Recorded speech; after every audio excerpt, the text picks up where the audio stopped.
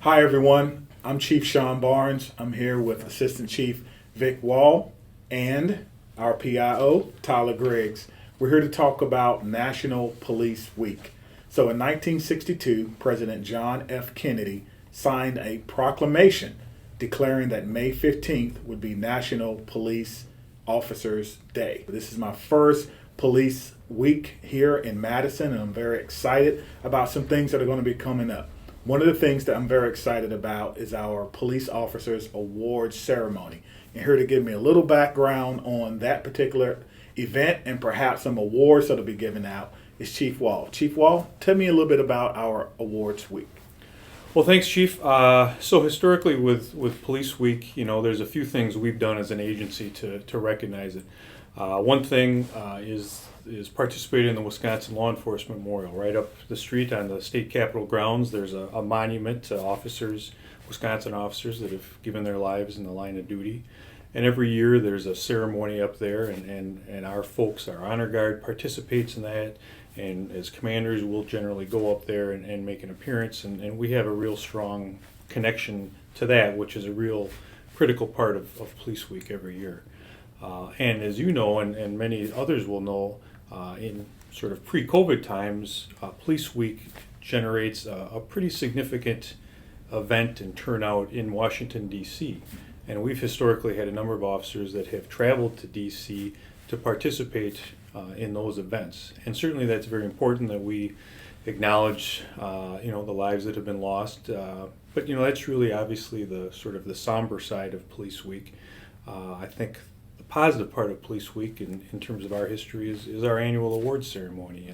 And every year, again, leading up to COVID, we've had an awards ceremony. Timed with Police Week, it's an opportunity for us to recognize and highlight some of the great work our folks do every year. Absolutely. And can you think of a couple of examples that we may be celebrating this week?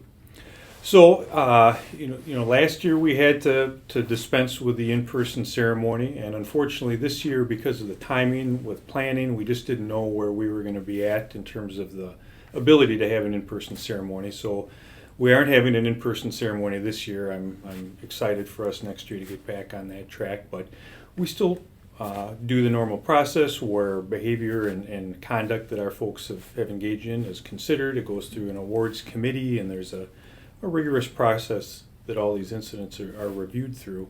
And there's a number of things as I look at the awards that are being presented for our folks for their behavior last year. And there's a couple things that jump out at me.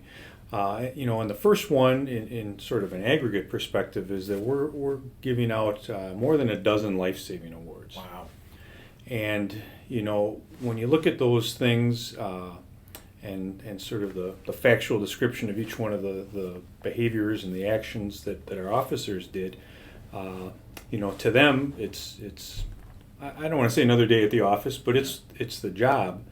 But when you think about the impact that it has, of course, on the person's life that they saved, on their family, their friends, their coworkers, their peers, and you think of that more than a dozen times over the course of last year, and that's just a massive positive impact that our folks have on the community. Unfortunately, you don't read about those things. You don't see those things. They don't get much attention in the media, if any, and so the ceremony is one way we can try to make sure that people see that story and see what good work our folks do every year. Absolutely, and I agree with that. And so for those of you who may be watching this on Facebook, please like this. If we know that because of COVID, we can't get involved in our award ceremony, but to have over a dozen just life-saving awards in one ceremony for 1 year is amazing. So if you want to say thank you to an officer, please do it in our comment section, and we'll appreciate that.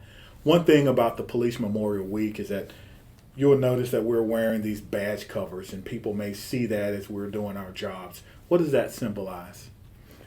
Well, it's typically when an officer loses their life in the line of duty, this is a way for an agency, and actually usually agencies throughout a state, to mourn and recognize that loss of life. And every year during Police Week, most agencies, including MPD, authorize their officers to wear the badge covers for the week to to recognize on a national level all the lives that were lost by police officers in the line of duty.